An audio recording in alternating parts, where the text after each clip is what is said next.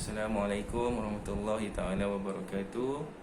Dan salam sejahtera kepada semua murid-murid yang dikasihi. Semoga semua berada dalam keadaan yang sihat. Dan cikgu doakan semoga kita semua dijauhi daripada wabak penyakit COVID-19 ini secepat mungkin, dan kita boleh masuk ke sekolah semula. Okey, hari ini cikgu akan sambung bab reka bentuk fashion yang kita last belajar hari itu mengenai elemen dalam reka bentuk fashion. Okey, kita dah belajar definisi, kaedah dalam reka bentuk fashion. Lepas tu peralatan macam benang, jarum, semua apa benda kan. So hari ini kita masuk kepada elemen. Elemen yang kita dah belajar adalah garisan dan juga bentuk.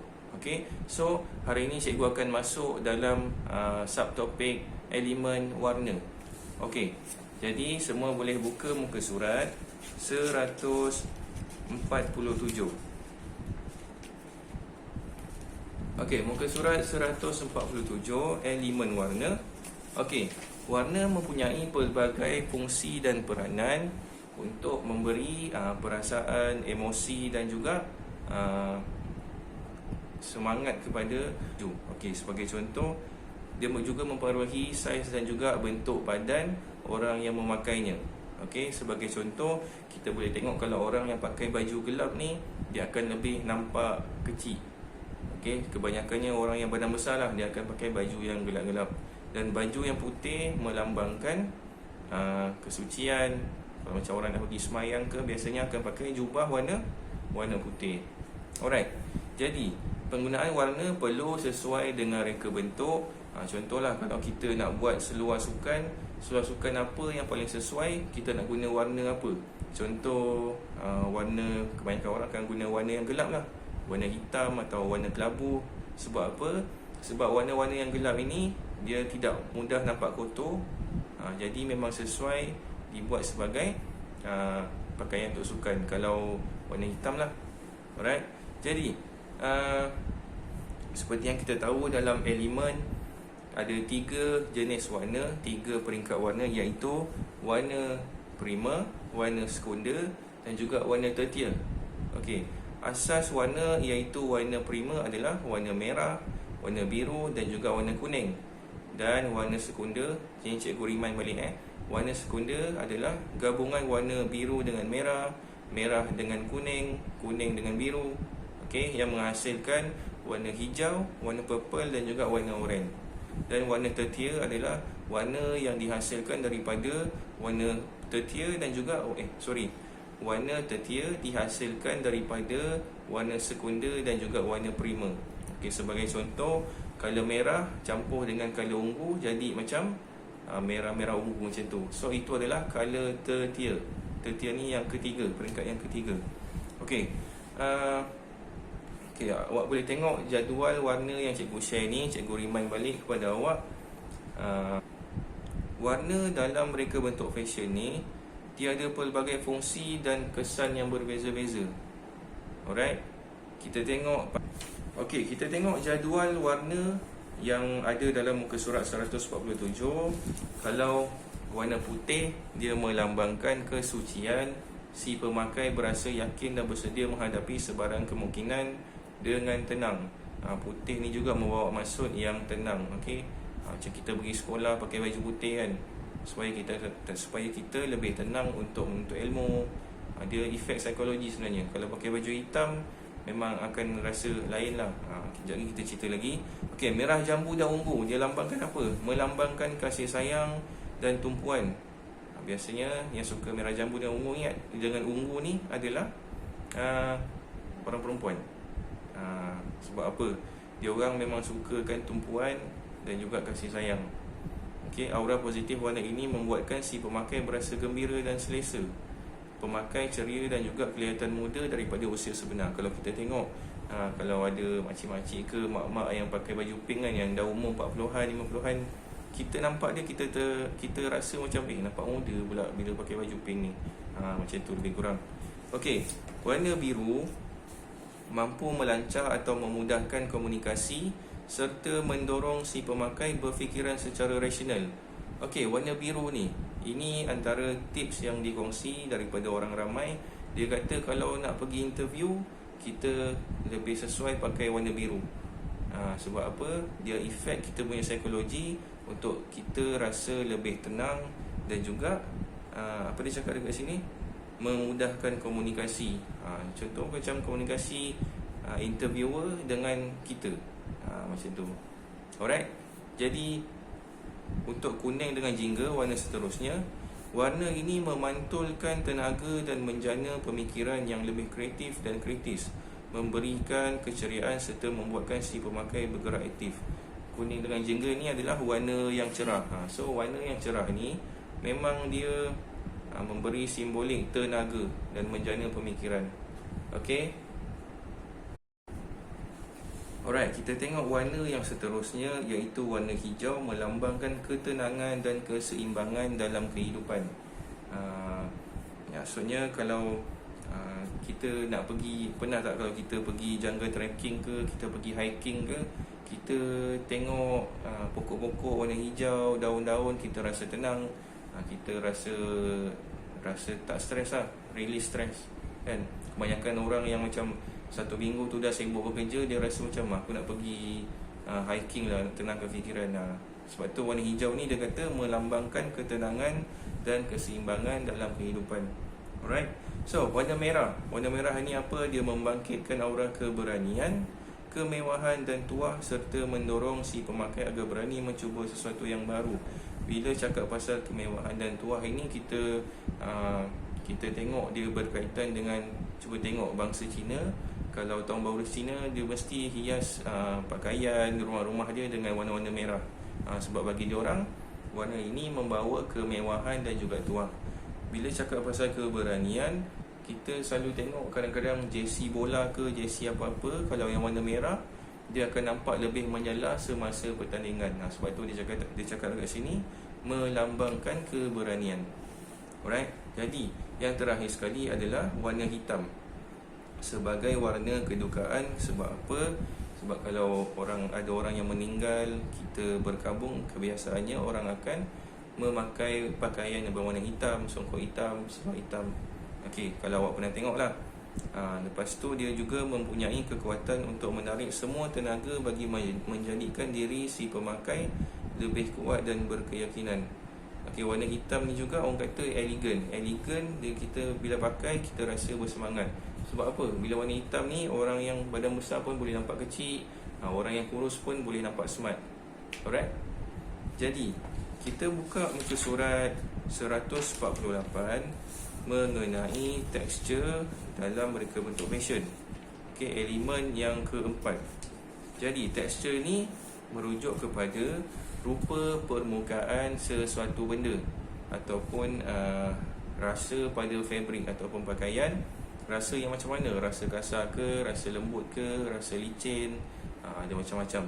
Jadi setiap bahan mempunyai tekstur yang tersendiri. Macam kalau awak pernah dengar kain satin, kain satin adalah kain yang licin. Kain licin yang berkilat, kalau kita pegang memang rasa licin je, tak ada rasa biji-biji ke, menggerutu ke, macam tu. Alright, jadi itu adalah satin. Kalau kulit pula, dia punya tekstur pun licin tapi agak kasar dan ada macam-macam lagi. Kejap lagi cikgu akan cerita. Jadi tekstur yang sesuai menghasilkan reka bentuk yang menarik.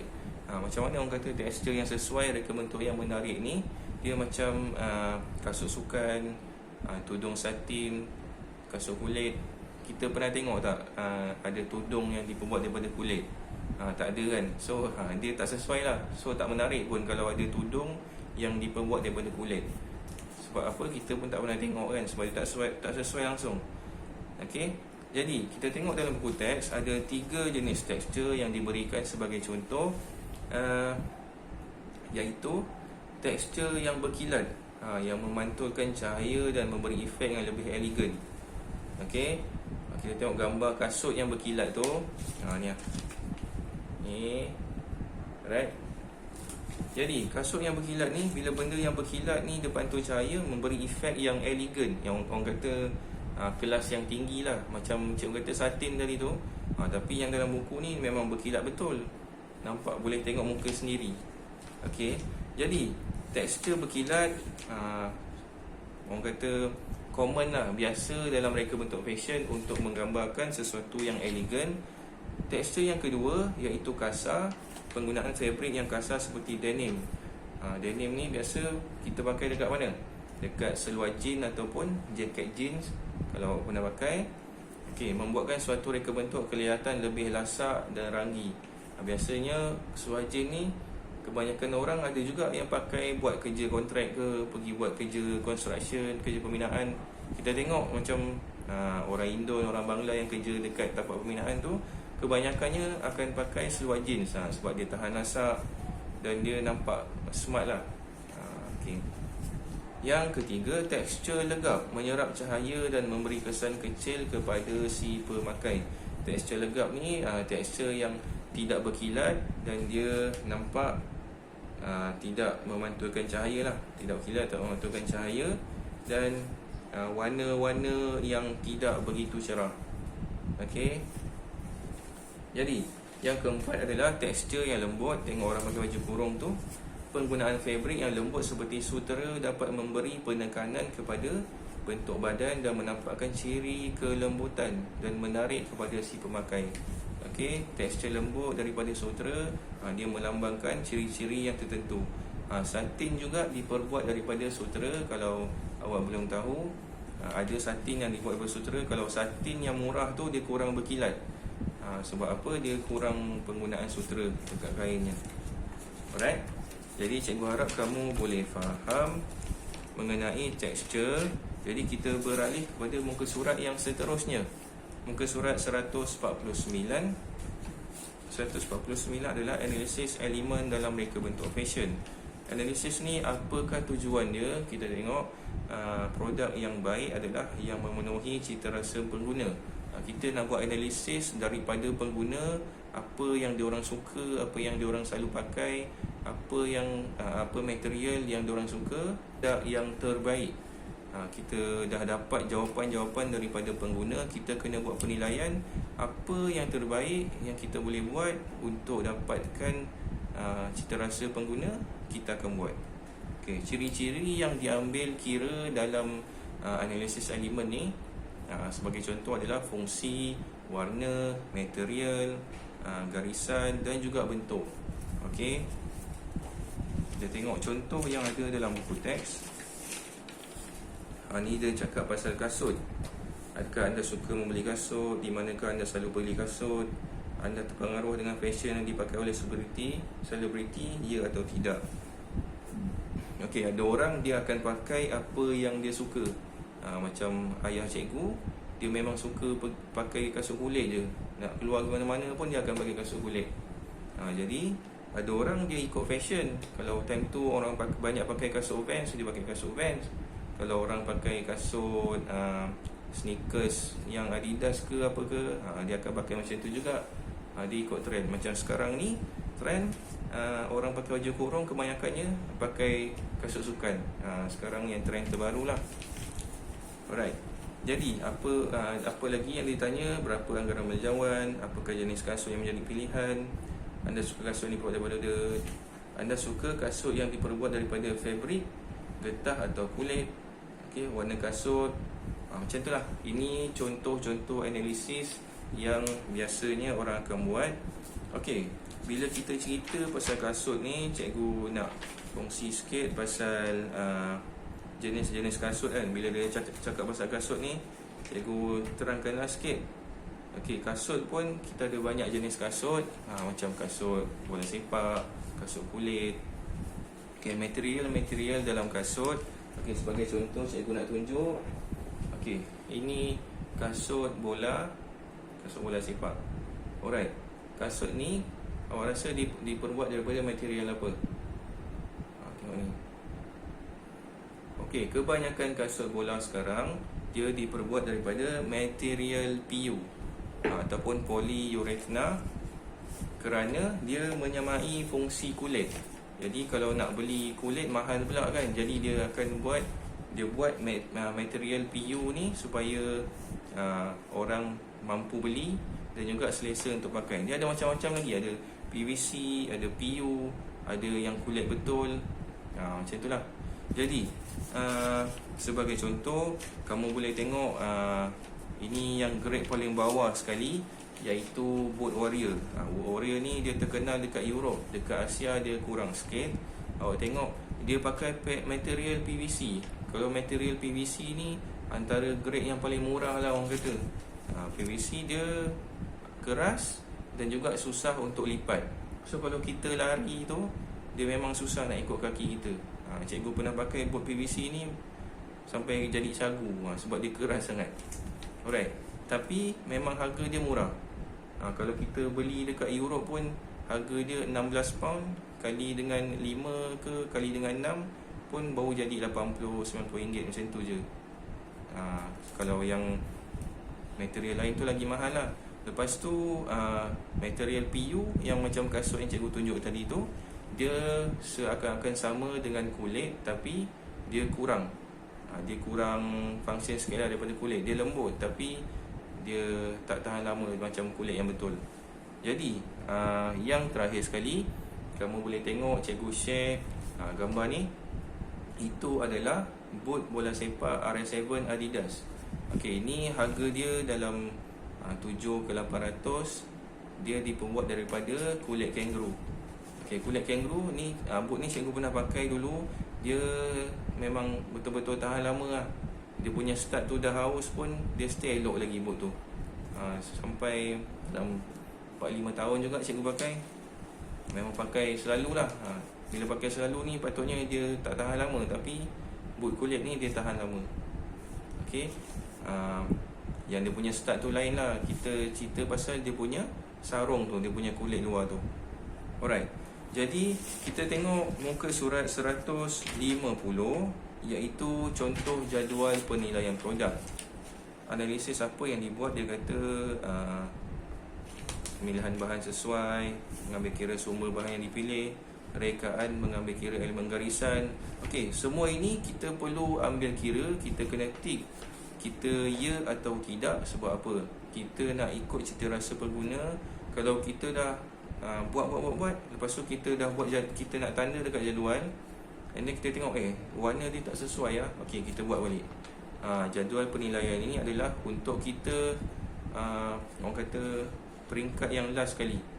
Kalau tak okey, kita buat balik. Tak okey, kita buat balik. Sampailah kita okey dekat semua penilaian yang ada dalam jadual ni. Jadi dia akan pastikan kita menggunakan elemen yang terbaik. Tak kisahlah daripada warna ke, garisan, tekstur ataupun bentuk. Tak ada kasut pun yang bentuk 4 segi kan. Sebagai contoh. Jadi kalau bab bentuk ni pula, cikgu nak share sikit. Dia, kalau kita beli kasut ni, dia akan berbeza mengikut brand. Kalau Adidas, dia sesuai dengan orang yang tapak kakinya lebar. Kalau Nike, dia tapak kaki yang tirus, orang kata macam kecil sikit lah. Kalau Mizuno daripada Jepun tu, dia tapak kaki yang lebar. Banyak orang yang badan-badan besar, dia biasanya pakai Mizuno. Sebab apa? Mizuno punya saiz 10 sama dengan Adidas punya saiz 11. Dia saiz pun lain-lain juga, dia orang punya ukuran. Okey. Jadi tujuan jadual penilaian ni adalah untuk mendapatkan ciri-ciri produk yang terbaik yang hendak dihasilkan. Kalau kita rasa tak okey dekat penilaian produk ni, kita kena buat penambahbaikan. Okey. Jadi cikgu akan beri latihan kepada kamu, minta kamu siapkan. Jadi latihan-latihan yang lepas pun jangan lupa. Itu semua ada penilaian. Kita dah tak ada exam dah. Jadi kerja-kerja yang cikgu bagi ni, kehadiran kamu semua diambil kira daripada diambil kira sebagai peperiksaan lah, markah. Ini akan dipraktikkan sampai kamu belajar dekat universiti nanti. Universiti nanti exam ada, markah-markah daripada kerja-kerja rumah ni pun ada juga. Okey, sekian, terima kasih.